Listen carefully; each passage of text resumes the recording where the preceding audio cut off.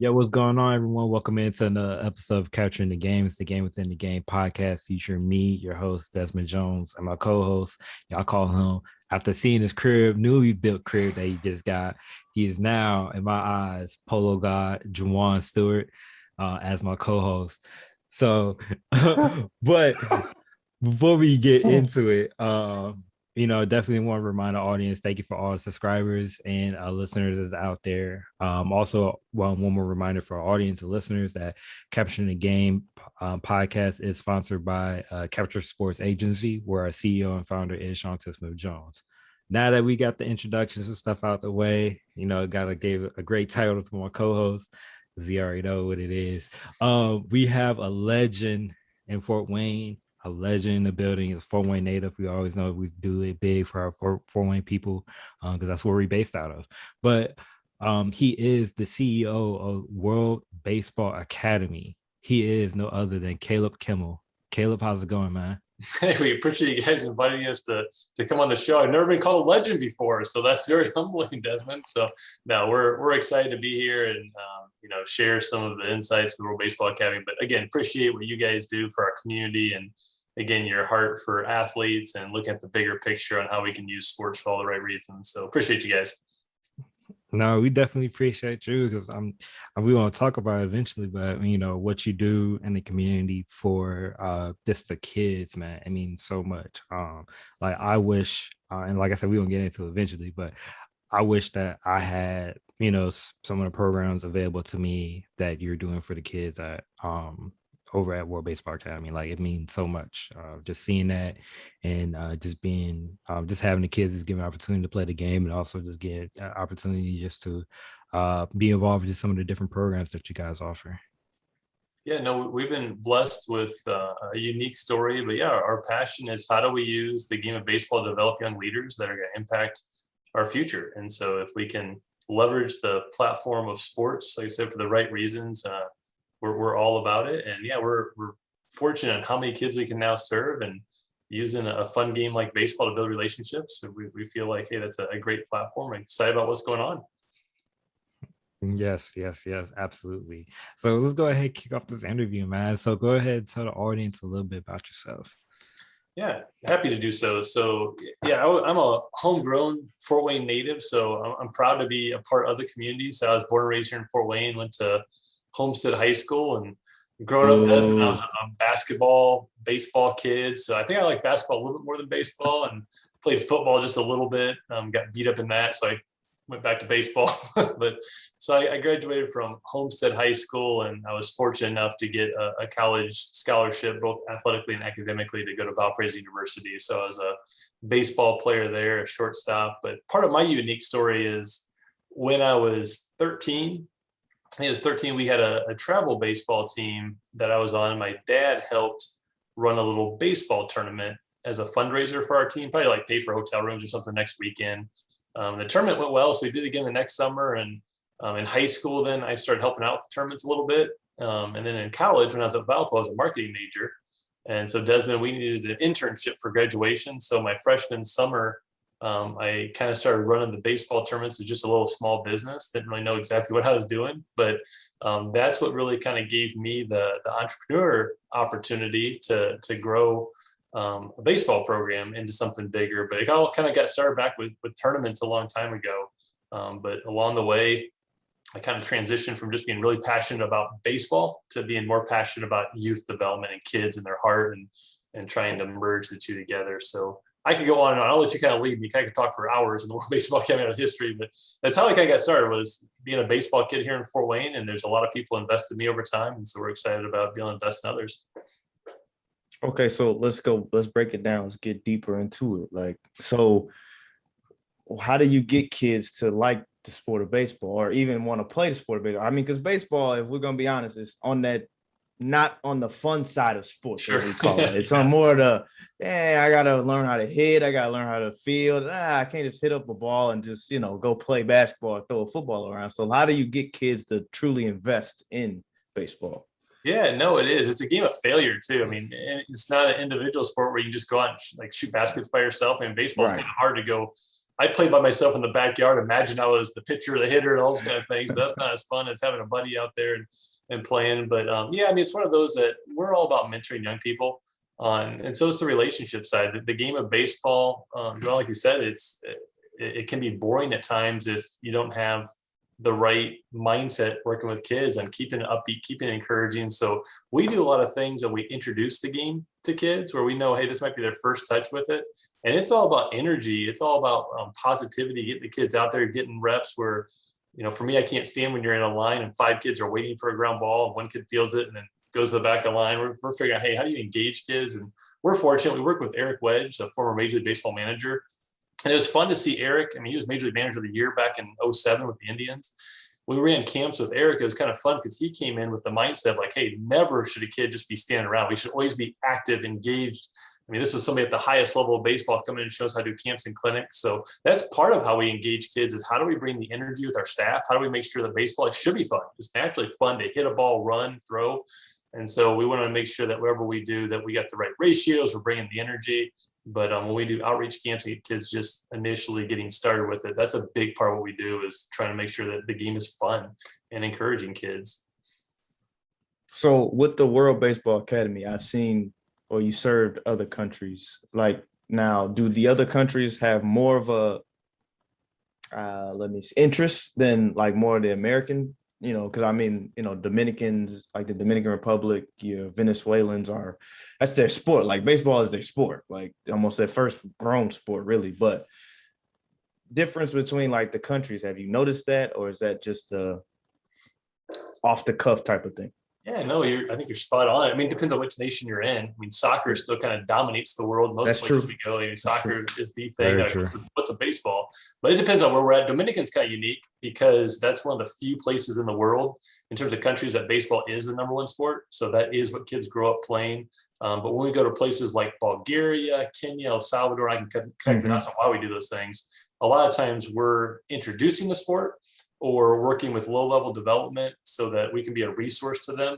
But the purpose of our trips is it's really about leadership development, taking local kids, local parents, local coaches on international experiences for their own personal growth, where you can get out of your comfort zone, go into their culture, use a sport as a relationship tool and go with a servant heart to where, hey, how do you help meet needs? It's a pretty powerful trip where it's often life-changing from a perspective standpoint. But back to your question is, each country is different. I know I was speaking in Europe one time and Norway had 11-year-olds and 21-year-olds playing on the same team.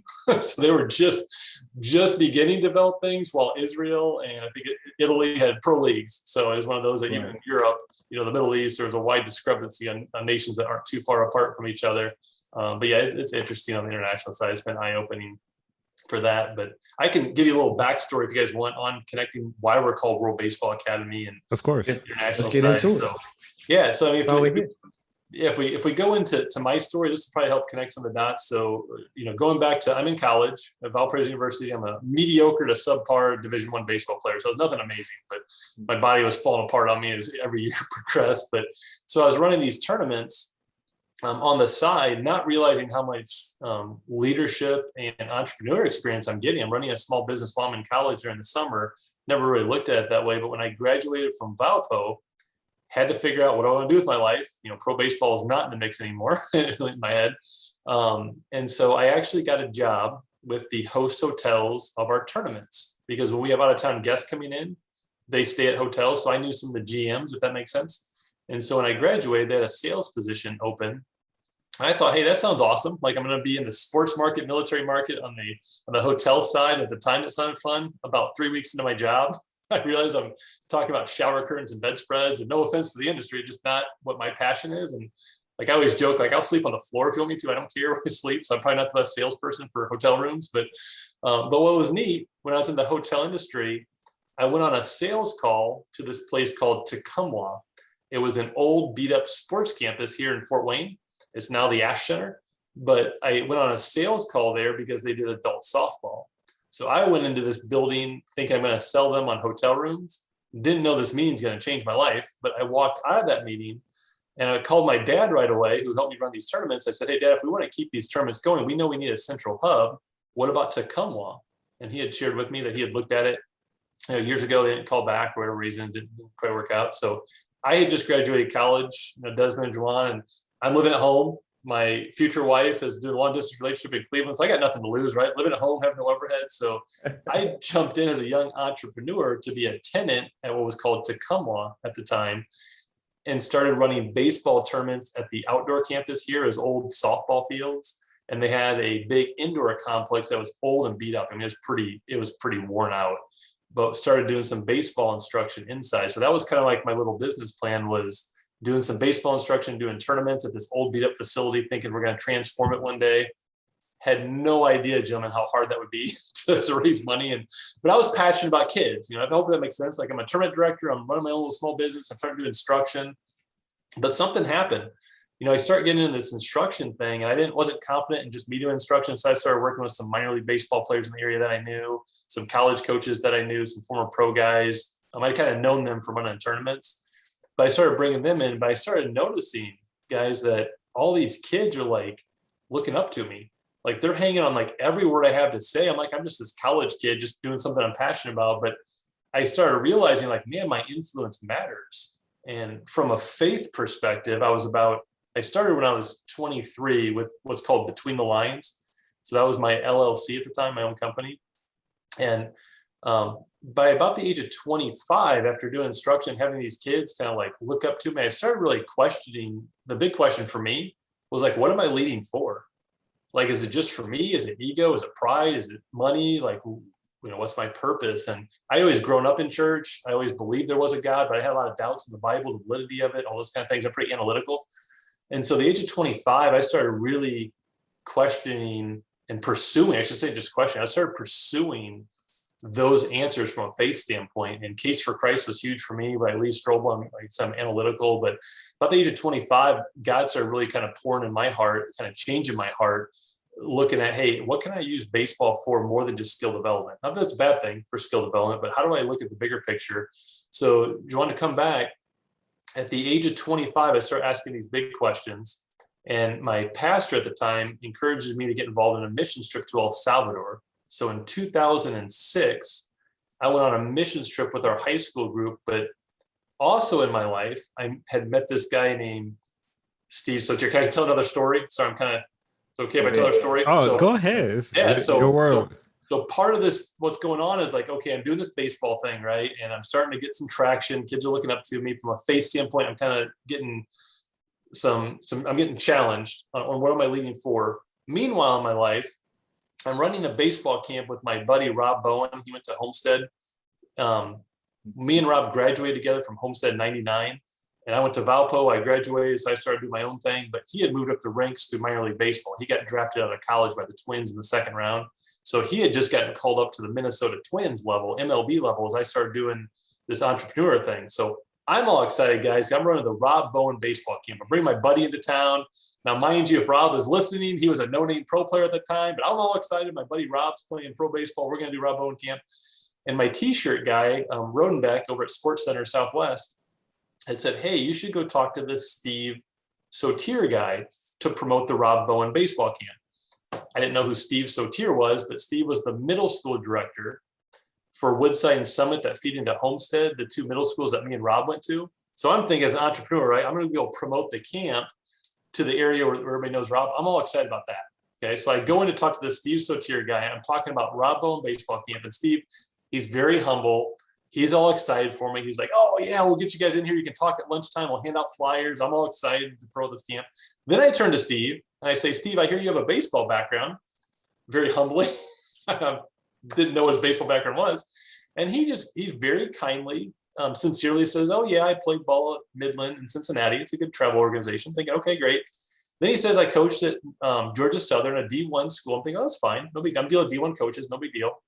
Then he pulls out pictures with Hank Aaron, Joe DiMaggio, Ernie Banks around his shoulders. And he starts sharing. I didn't know that Steve was involved in international baseball. He actually was one of the global leaders in the game for a while. I had no idea. Wow. And I'm like shrinking in my seat talking about Rob Who, and Bowen's my buddy. He'd understand that. But right. But here's where the international things kind of tie. I was very blessed. Steve became a mentor in my life at a very young age. A lot of people, even guys in scouting for Major League Baseball, things like that, aren't as familiar with the international side, but Steve was involved in what's called the International Baseball Federation. That was the governing body for international competitions. For instance, if you want to get to the Olympics, like USA Baseball, would have to go to an IBAF qualifier event to qualify for the Olympics. So they were kind of like the international sanctioning body. But Steve, on paper, he was the director of player development for the IBAF. So he was like one of the top guys in the world, going around the world hosting camps and clinics, working for the IBAF as an ambassador to the game. One of the best conflict resolution guys I've ever met. He can have two people arguing, have them smiling in seconds. I mean, he's just gifted in that way. He brings a lot of energy, but Steve also was the camp director for an event called the World Children's Baseball Fair. This was an international baseball camp that Hank Aaron and Sadahara O fundraised for and ran it. Sadahara O is the home run champ of Japan. And so Steve's job at this World Children's Baseball Fair was to work with Hall of Famers and tell them where to go play. So you tell like, hey, Aaron, you're in left field. Joe DiMaggio, can you swing today? Lou Brock, are you okay to go play second base? And so he had to deal with all these MLB guys. But the reason why I share that story is Steve became a mentor in my life at a young age. So I meet Steve like at the age of 24 or so. And Steve started impressing upon me saying, Caleb, you've got to try this international thing. It's going to change your life. It's going to change your perspective. And so Steve was speaking into my life. My pastor is speaking to my life. So this leads up to that 2006 moment where I say, hey, I'm going to go to El Salvador on a missions trip. But when I went down there, I combined baseball and ministry with my church, and it wrecked my life in a good way. So I was going down one direction, and God just broke some barriers in my life, softened my heart. And that trip was monumental in my life. So I had, after the El Salvador trip, I was fortunate. I think the next year I was in Mexico, and then Lithuania, and then Cambodia, Haiti, Dominican Republic, different places, Bulgaria, doing international baseball missions trips and those kind of things. And so it took us a while to figure out how does international fit into our future plans for the World Baseball Academy. But where we land today is we take short-term international baseball missions trips with the focus of leadership development. Those who go with us, we're trying to have a life-changing experience that we go. But the WBA's got lots of problems. That's part of the backstory to how we became World Baseball Academy. We've actually been in about 60 different nations around the world. But in those different nations, the initial question is, it's always eye-opening to see from a baseball perspective who's underdeveloped or those kind of things. But typically we're going to serve, host camps and clinics, be a resource, be an encouragement, but bring others with us in that process. And they'll come back with a softened heart, changed perspective of how blessed we are back home and those kind of things. So sorry, I can tell stories for a while, but that's part of the world piece to the World Baseball Academy. All right. Okay. So then I'm curious to see what's one of your, I guess, toughest moments in like one of the camps, or like, have you ever had to like, go that extra mile to like show someone something, or, your weirdest experience, I guess. Let's go there.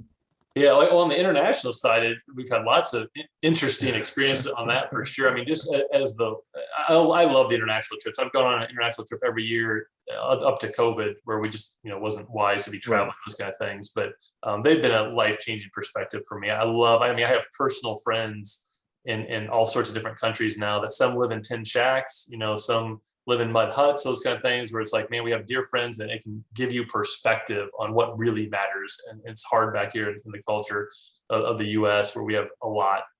But back to the question, some hard things. I mean, when it comes to World Baseball Academy, one of the hardest things I ever do is raise $5 million to renovate the outdoor campus here. Like, I can't tell you how many mistakes we've made along the way and how hard that has been. Our property is in a floodplain as well. So that's been really hard to figure out, like, how do you renovate with FEMA regulations and things like that. I've made lots of mistakes from a leadership standpoint. So there's been lots of learning curves along the way, but one of the hardest things was just being patient while the capital campaign, while the renovations weren't happening, to be casting a vision and then knowing that, hey, it's taking forever for it to come to be. That was really hard. I mean, it's hard to have patience. It's one of the hardest things. Now we got a lot of new things going on, but we came on property in 2003 and didn't renovate until 2017. So it took 14 years of building trust in the community and getting people to understand, hey, look, this is more than just baseball. This is about trying to change lives of young people and help meet needs in our community and help fill gaps and things like that. So that was hard. Well, it's been hard to have a lot of people say, yeah, we like what you're doing, but no, we're not going to support it. time and time again until we got enough momentum. So, and then also with that, did your faith play into that as well? Like with being patient? And I mean, because from 2003 to 2017, I think somewhere in between there, I probably would have said, you know what, I'm gonna just kind of let somebody else handle Facts. Like, it's called 20 for me. It was 2014. So okay, all right. Yeah. So in 2014, I hit a wall. I remember my wife was in the office, but I got so frustrated I threw something across the office, which isn't my nature. But I just hit a wall where it's like, is this really going to happen? I can see it clearly. I mean, the vision of it was laid on my heart at an early age, and I could see it. I could see how we can get there. But it was hard. Yeah, 2014, I finally hit a wall, and it's like, man, I got to have something bigger than just trying to do patchwork on an old beat up facility and keep doing what we're doing. So I actually transitioned away from the day-to-day in 2014, still stayed as CEO of the World Baseball Academy. And then about a year later, God brought me full circle. Me and my wife were considering being missionaries in the Dominican Republic, moving there and just going all in for that. And those doors closed. We were ready to go. I walked into a meeting knowing the meeting might go one way or the other.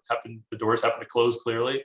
And about a year later, we were really blessed. We landed a major partnership with OPS, part of the Lutheran Health Network here in Fort Wayne. That we had gone back and forth with Parkview and Lutheran a couple times, and just the timing wasn't right. But in 2015, we landed a 16-year partnership with them, which was a game changer for us. It created a stable tenant. It allowed other potential donors to see another major player in the communities behind the project. And we always say it was dominoes. The dominoes kind of fell. We had laid a lot of groundwork for a lot of people to support what we're doing, but we landed that partnership.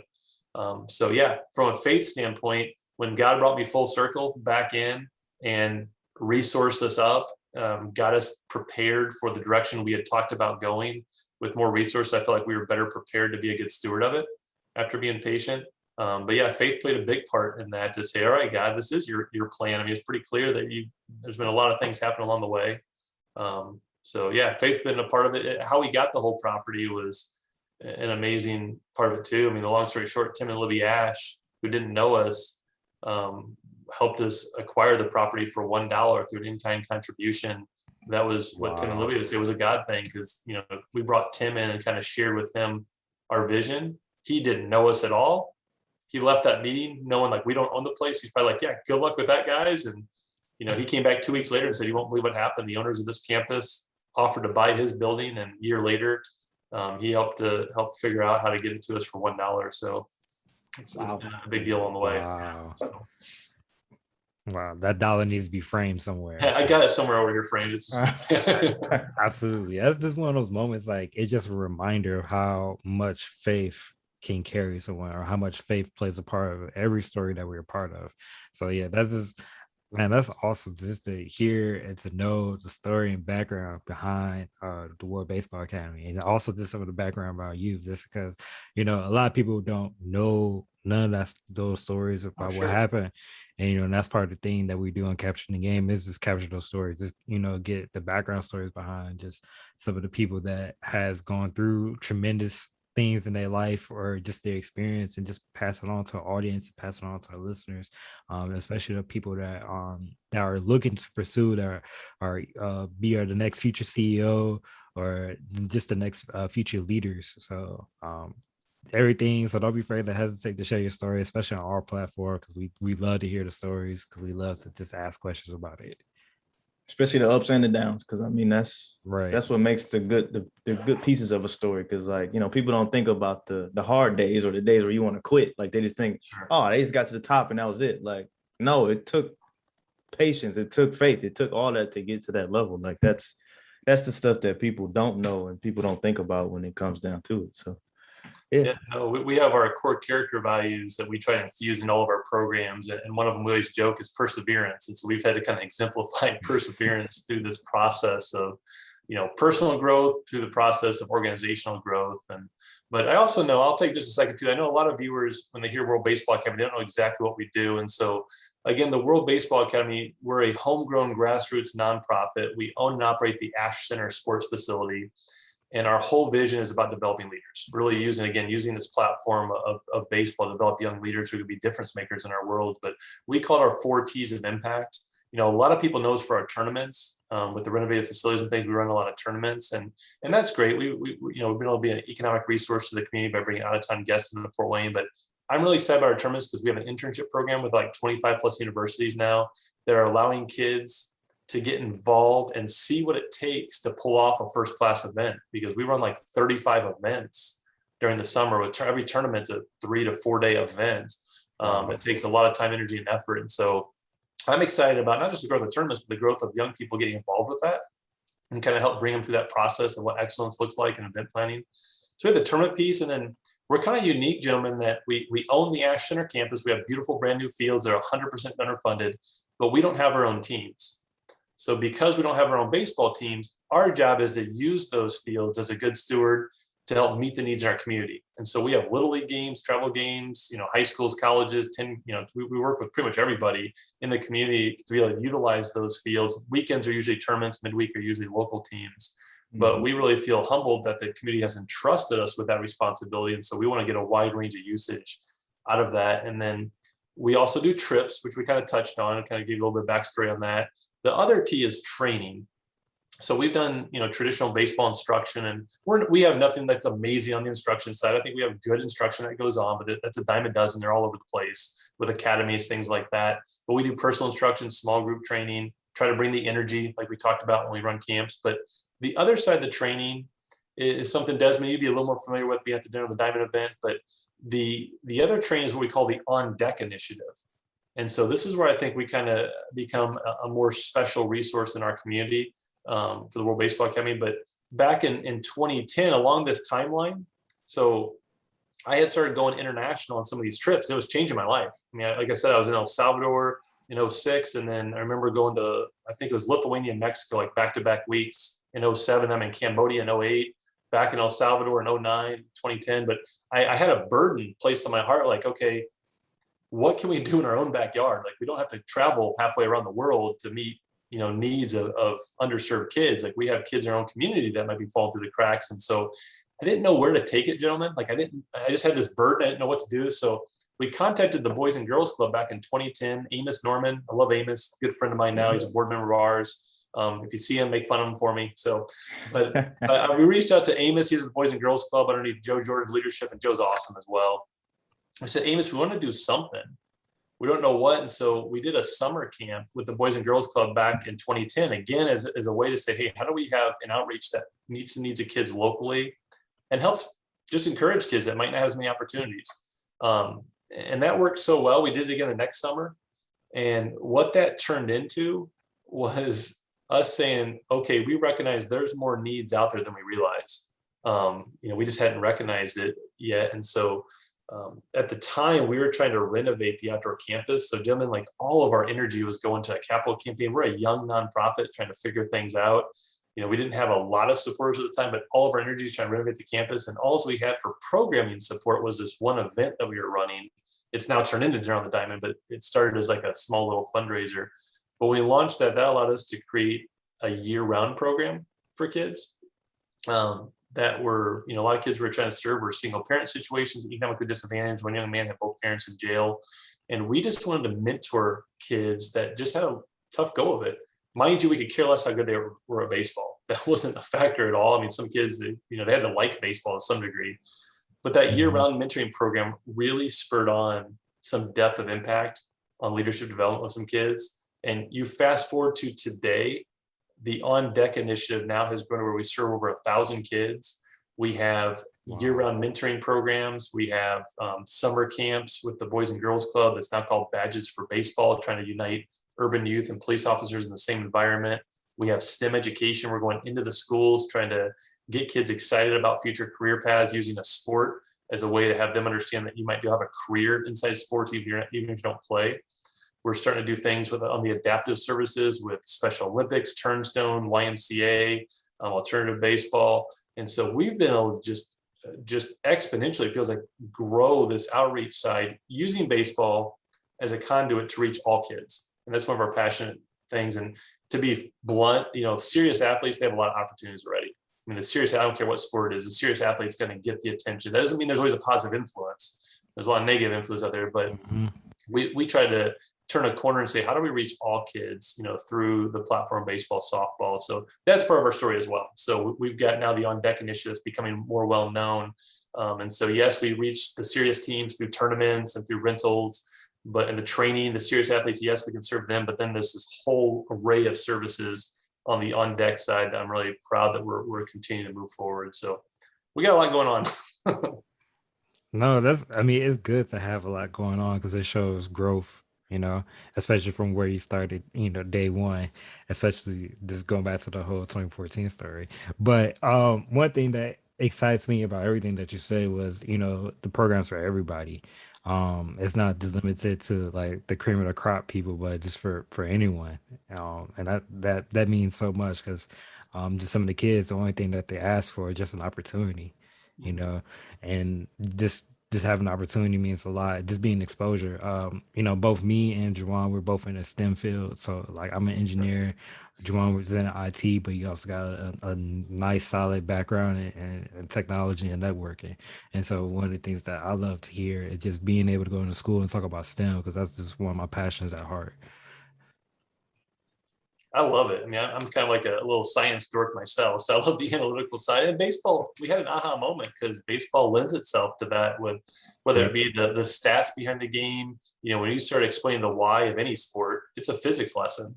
And so we kind of figure out like, hey, wow, we can bring education to life through sports. And we're trying to, we're still trying to align our education, our curriculums with educational standards, those kind of things. But we have an advantage because sports are fun, right? And so we can engage all kids. It's pretty cool. We had these little girls from Burma in our STEM field trip one day, and we knew traditionally they're not exposed to baseball in that culture. That's not a popular sport.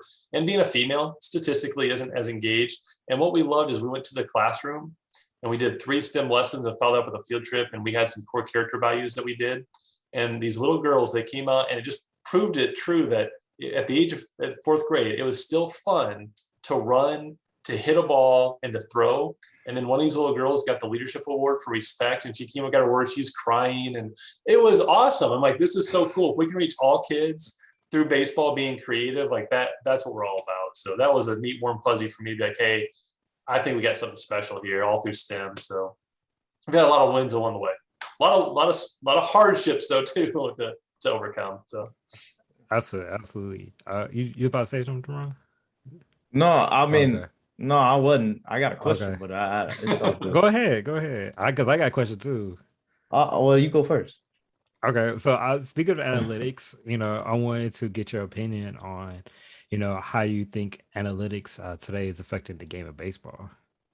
Yeah, I mean, I know there's a lot of old school people who shy away from, all the sabermetrics and things, but the reality is you gotta use information to have a competitive edge. It doesn't matter what sport it is. I mean, you got to be able to use the information available, and now they'll be able to dig in even deeper. Now there's a fine line. I mean, at the end of the day, you still have to have a feel for the game. You can't just understand how to analyze data without understanding how to feel your adjustment in your swing or feel the position of your feet, on a double play feed. So there's a combination. I think some can go overboard, but it was interesting, again, working with Major League Baseball managers. And I mean, they were the first to say, like, yeah, if you're not bringing analytics into the game, you're going to be falling behind because it's just a competitive edge.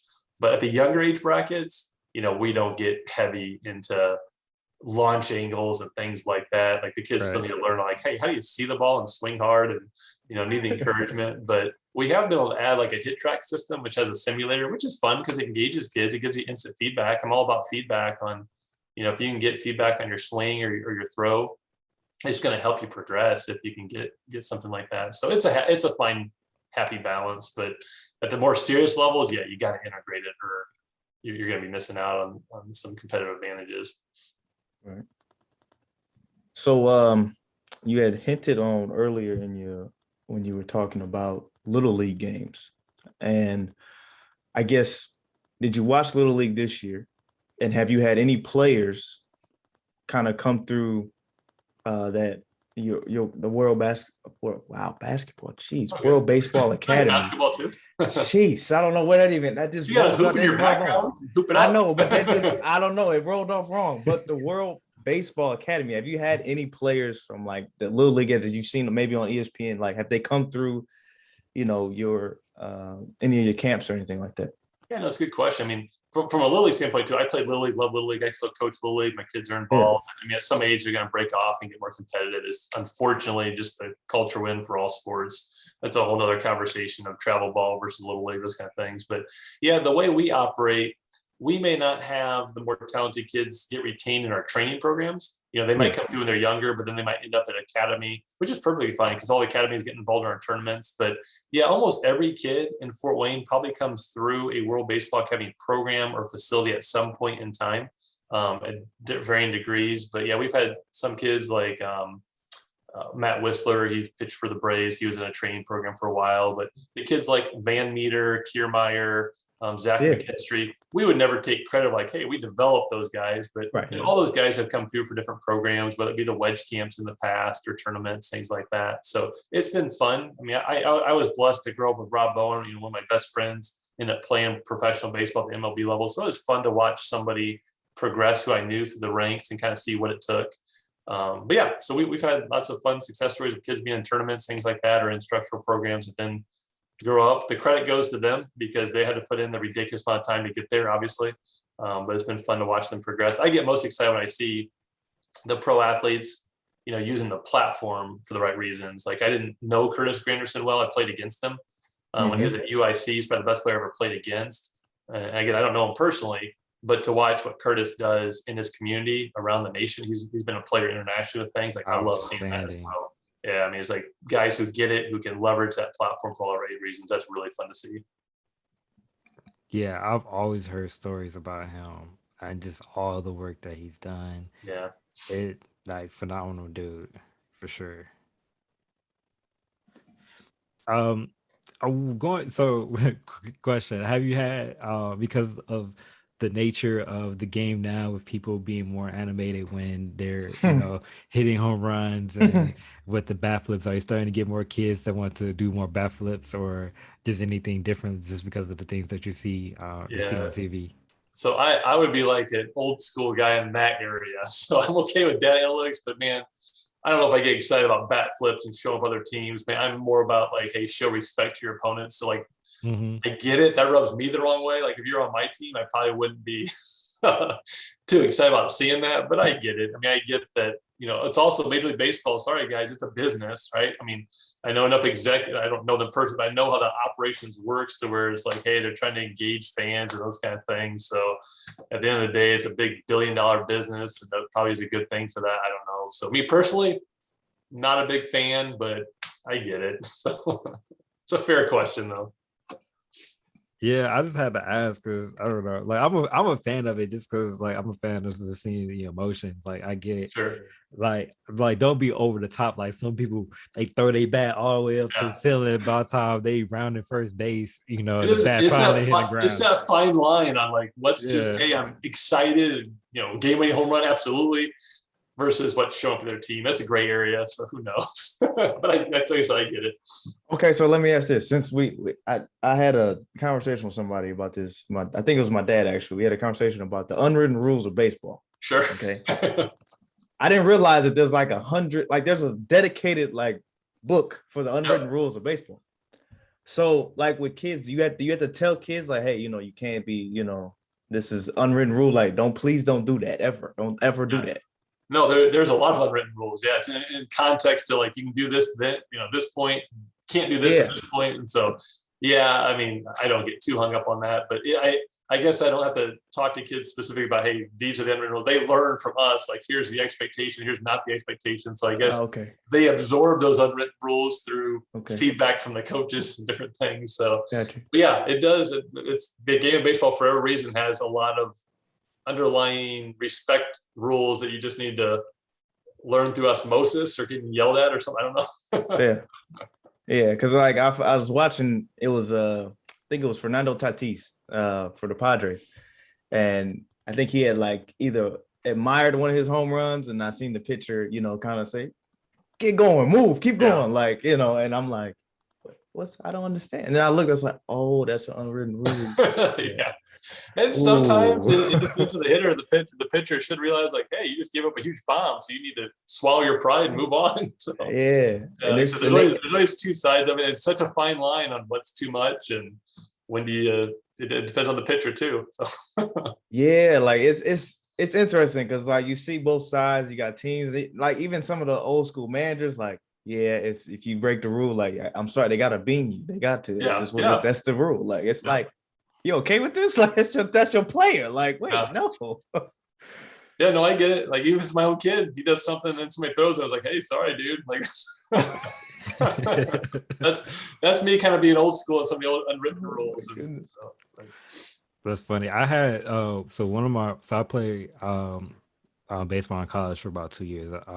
So my roommate at the time, Lutz, anytime we was in the batting cage, he always like if I got a good solid hit off him or whatever, he always throw it high and tight, or he just like kind of hit me after like the next pitch. Like not just you may lob it, but just because he want to hurt me because we're on the same team. But he was always just competitive that way, and he kind of just stuck to some of the old school stuff. So I always appreciated that from him. That's funny. Yeah, pitcher holds a lot of power with the ball in his hands. They do. Yeah, see, that's why I'm glad I didn't play baseball. Cause see if I was one of those good players and I'm accidentally, maybe look at a game winning home run a little too long, don't bing me because then I'm about to charge the mound. Like I feel like I have to charge the mound at that point. You've crossed the line now. You threw a 99 past me by my head. No, we're not playing. Oh, remember, everything changes depending on the level you're at too. So like that's true. Younger kids, like they shouldn't be doing any of this. But if it's hard because they watch the MLB guys do it, I think we should do it. So yeah. Like I said, the unwritten rules are pretty hard to follow because they change at different age levels too. That's true. That is very true. And one of the other things, just think about the game, like the infield shifting, just the whole shifting in general, like with just kind of moving players off the field, like loading up on one side because some people are power hitters. So some other people are not a big fan of that as well. What's your thoughts on that? Yeah, this would just be a personal opinion. Like I have no problem with it. Like a hitter, I'd be like, hey, figure out how to hit the ball the opposite field. So like I have no sympathy for the hitter. Adjust your hands. If they give you a big hole on the left side, lay down a bunt or learn how to adjust your hands to hit it over there. So the defense is just playing the odds. So me personally, I have no problem with the shift or anything like that. I love defense. I'm all about defense. So if the defense can figure out a way to be a half step quicker or fill a gap based on tendencies, I think that's, for me, that'd just be good baseball. But if the hitter can read it and they're skilled enough, they can take advantage of the shift. So yeah. Fun question. It's a good baseball question. I never heard that one. Like that'll be to me. Why would I want to give someone a hit if I know that they're a pull hitter? Like why would I want to give you a hit? Like I know you're pulling it this way. Like I don't know. That's like a basketball. If you can't use your left hand, I'm gonna force you to go left. Like that's just how it's supposed to be. I guess that's weird. Okay. Yeah, man. It's like some people feel as though, like for example, it takes away from what happens. Like say like your Derek Jeters where they can go and get those balls that are deep in the hole and kind of still make an outstanding play. So it feels as though it kind of takes away from some of those spectacular plays that happen in the game versus if people are just slightly out of line or versus people that are still just straight up traditionally where they're at. I get it, but I feel like you said, that's just good baseball. Like shift. I know you're a pull hitter. Go over there. Go. Everybody shift to if he can't hit it that way, we're gonna make him try to hit it. I agree. Way. And if he hits it, all right, good. You got us. That's the one time you got us. Cool. Yeah, definitely more power to you. Like, so I'm fine. I'm fine with the shifts. Like I said, like your hitter. In my eyes, look, I play softball occasionally, so I see like everyone start moving around. I think where I'm gonna hit the ball. I'm like, okay. Y'all think I'm gonna hit it out there, but I'm gonna go ahead and just drop the ball over here because I'm just a little slightly skilled. I can at least do that a little bit. Yeah, more power to you, right? Right. That's why I used to go and kickball all the time. I had a friend. He's like, "You gonna kick it out to the left field?" I was like, "I got you." Little bunt kick, boom, I'm down. First, we winning. We good. Don't worry about me. But man, so this is the fun. So let's go ahead and take this the rest of this into a rapid fire segment where we just ask little fun little questions. We call it the game within the game segment. So my question for you, Caleb, is: are you ready to play? Yeah, let's do it. Okay. The very first question is chocolate chip cookies or oatmeal raisin? Oh, chocolate chip cookies easy all day long. Heartbroken. 5-2. That's all I'm gonna say. I'm blaming That's all I'm Jamal gonna for say. this. No, because see, people should that's we know chocolate chip cookies are the way to go. That's the thing. You can't, you don't want no old oatmeal raisin cookie. That's old school cookie. Chocolate chip is the classic go-to cookie. You know what I'm saying? Watch that old word, okay? I know you old over there with your oatmeal raisin. You like that oatmeal raisin, that old people cookie, man. All right. The next question is TV shows or movies? I'm a movie guy. So I know they take forever, but yeah, if you give me a TV series versus a good movie, I'll take a movie all day long. So favorite movie? That's a tough one. Lord of the Rings, I like that one. Oh Lord, that's a 3-hour movie. Those are long too. That's like a 4-hour movie, man. Yeah. I might be a bad parent too, because like my kids started watching it too, and they love it. So my little girl walks around and talks about orcs. Talk about my precious, Yeah. My precious. Oh man. All right. Baseball question for you. So Greg Maddox or Randy Johnson? Oh man, that's a tough one. Wait, I'm gonna throw one more in there. Yeah. Nolan Ryan. Sure, not even harder. Yeah. Man, you go with I guess you got to go with Randy Johnson, a huge lefty that I remember talking to a few pro guys that said literally they absolutely just guess when they're up there. Like they said, there was no strategy. You have to guess what he's throwing, have any shot at it. But Grave Maddox, his movement late. We were playing MLB The Show with my kids. I'm trying to explain to them who these guys are. Like, you guys don't understand how good these guys are. Nolan Ryan was a stud. But yeah, I guess if I had to pick who's my star, I'd put Randy Johnson out there. Well, I'm this the man that threw a fastball and basically disintegrated a bird on national TV. So hey, I agree with you on that one. You can't go wrong with him. Can't go wrong. No. That's a fun one though. All right, another baseball question for you. Now we're gonna go switch to hitters. All right. So Frank Thomas, David Ortiz. I'm gonna throw in another one, or Barry Bonds. Man. Actually, I'm gonna throw another one. Ken Griffey Jr. Oh, see, that's my favorite player of all time now. So, if you take into account the steroids, you got to throw Barry in there. He was he was ridiculous on some of the years he had. Like, are you kidding me? Like, you couldn't get him out. So if you put the asterisks there, then if you pull him out, I have to go with Barry first out of that. But then I've got to go with Ken Griffey Jr. He's my man. Like, as a kid, that's who I emulated in my backyard. Even though I was a white kid hitting right-handed, I wanted to be Ken Griffey Jr. on the left side, mimicking his swing. That was awesome, man. I loved it. Like, Griffey's swing is still one of the most beautiful swings of all time. Well, him and Barry both, they got the lefty swings for some reason just are pretty. It just look good coming through. It's like, man, he just made that look elegant. He got a single. That was and Ortiz in his prime, man. Ortiz was just amazing at his time. And Frank Thomas, he was just a very large man that was awesome for a really long time. So playing MLB The Show too, I was trying to explain to these guys, like, no, Frank Thomas, he's big on the screen. I'm like, no, he's really that big. He's huge. I haven't played with Frank Thomas on a game, and maybe I need to go back and do that. But I can only imagine how big Frank. Oh no, he's huge on the show. For real? Yeah, he's huge. I was in an elevator with him one time. He is a large man. So it's ridiculous. For the age. Yeah, he's large. So.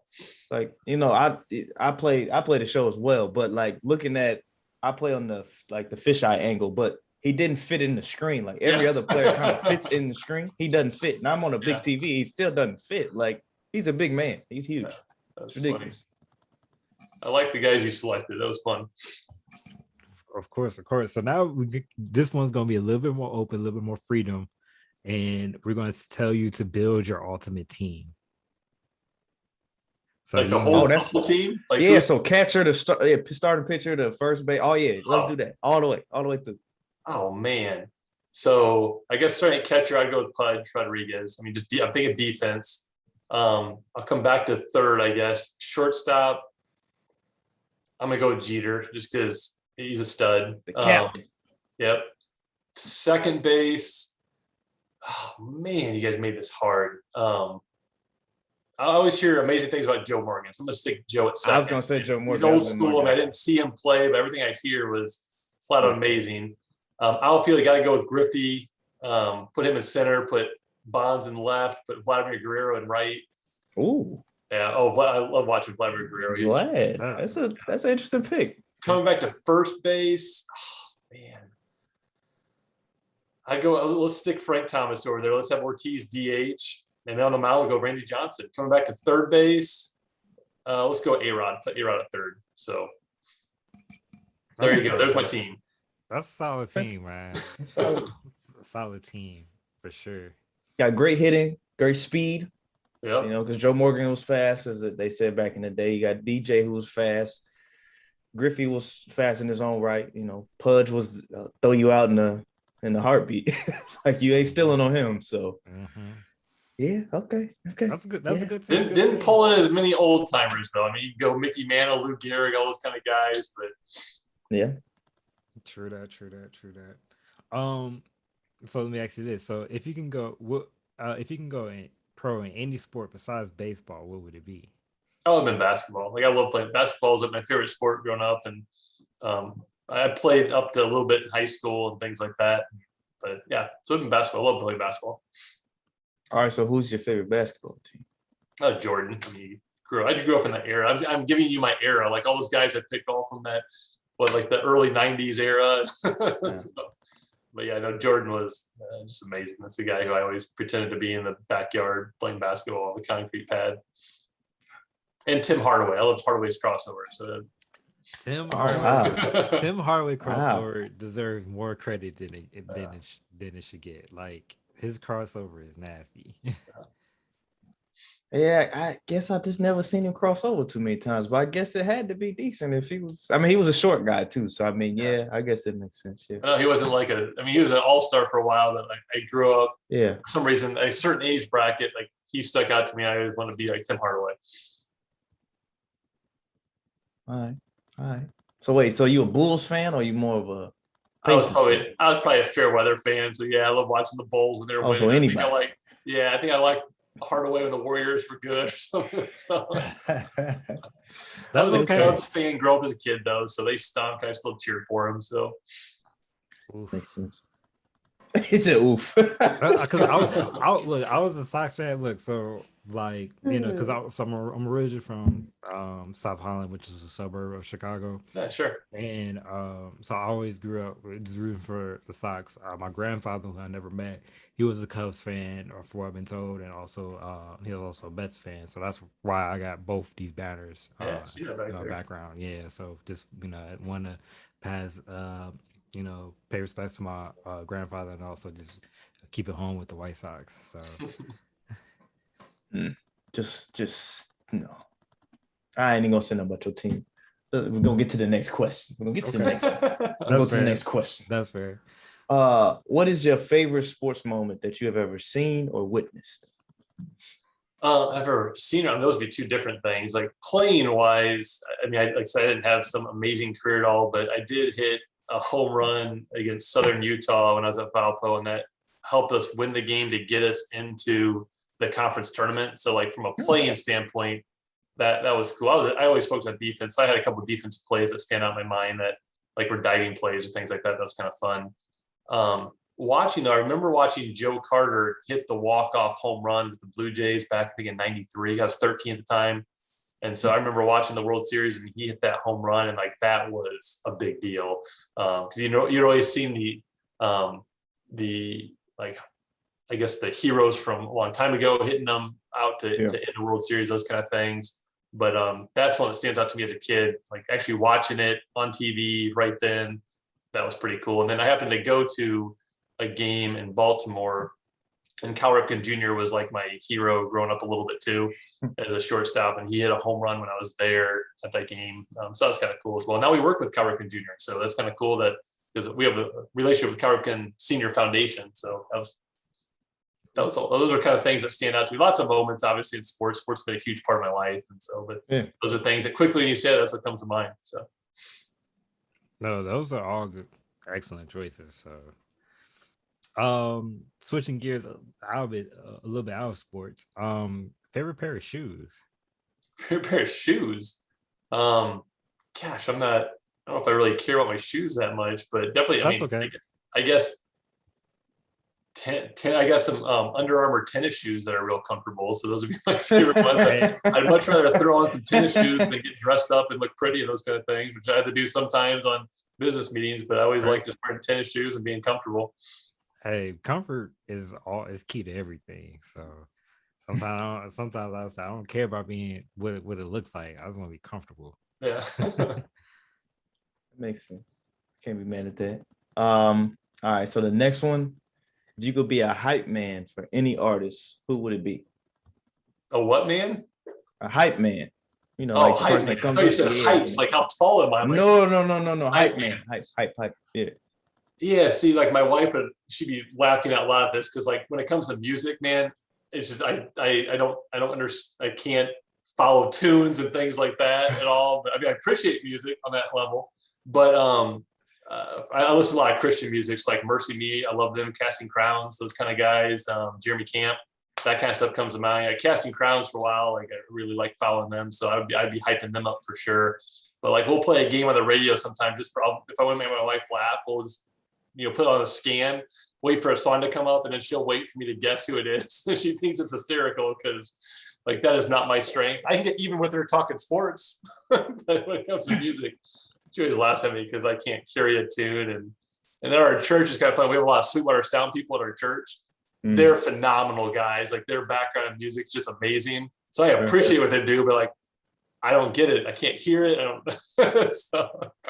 Yeah, it's definitely a different sound. Like it's an inner ear, as they call it. That's exactly whatever it is. I don't have it. So I can appreciate it. I just don't have it. So hopefully I survive that question. Okay. No, you survive. We in the same boat. I'm not a singer. I think I can sing. So no, you can't sing.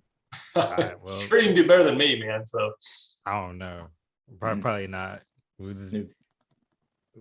wouldn't survive. No, because I can't sing either. So it'd be the trio of the misfits of singing. There you go. There we go. We got a name of a group. Let's go start it.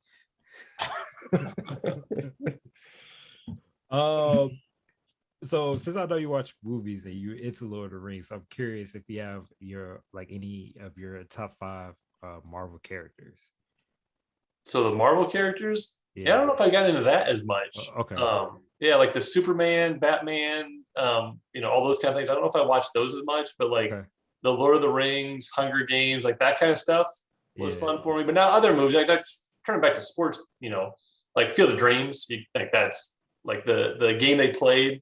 I was gonna ask you, what did you think about that game? Oh my gosh, my wife was asking me like, Kristen, like I don't watch that much baseball at home or anything because we have kids running around and I'm active with them. Mm-hmm. But Kristen was like, "What's the big deal?" I'm like, "No, you don't understand. Like this is a really big deal. Like this game at in Iowa, and I was like glued to the TV. I'm like almost getting emotional telling her about no, like this has to do with this part of the movie and this part. Like this is such a big deal." And actually, Murray Cook, who designed the stadium, I actually I know him a little bit through some of our international connections. So we kind of know the guy who designed it. So no, like I loved how they did that game. That was a big deal. But Field of Dreams is one of my favorite movies as well. Sandlot, stuff like that. So those are other movies that are fun to watch. Not to get out of the Marvel question, was probably not mine, but coming back to the Field of Dreams game was awesome. I think they did a good job with that. It was fun to listen to players talking about how much it meant to them because they, growing up watching the movie and those kind of things. So that was fun. Yeah, no, the Field of Dreams game was awesome. Ends off with a walk-off. One of my favorite players in the game. Yeah. Out of 10 or something. Just walk. You can that's movie proof baseball right there. Yeah. The way that the game ended. Definitely one of my all-time favorite baseball movies that me and my brother and my father that we quote all the time is this Major League. Sure. Ricky giving him a heater. So definitely iconic lines that come out of that movie. What about A League of Their Own? Sure, I like that one too. That one's great. No, all those movies are fun. So there's some. We're fortunate. There's some really good quality baseball movies out there that have lived on for a while. Yeah. Definitely.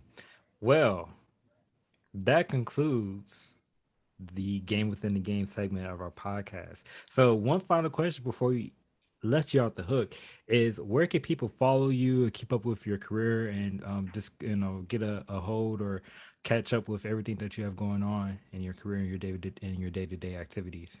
Yeah, no, I appreciate the question. For one, we have an amazing staff at World Baseball Academy. So like our team does so much to reach so many kids. So, people can follow us on at the worldbaseballacademy.com website, on our Facebook page. We have a full-time visual communications director, Josette, who does a great job at updating our information out there. So for me personally, I'm pretty active on like Facebook, things like that. I'm not as active on some other things, but friending me or following stuff, personally, and I don't get that question very much, Desmond. It's very kind of you to ask, but, social media, Facebook, LinkedIn, those kind of things. But yeah, I usually push people to the World Baseball Academy website and social media to stay plugged into what we're doing. And we're very, very blessed, very fortunate, because we really do view the World Baseball Academy as a true community project. We wouldn't have gotten this far if it weren't for a lot of people trusting us with our mission and vision, and us being sincere about what we're trying to do. So, and we thank you guys for allowing us to be able to share some of our mission, vision, some of our heart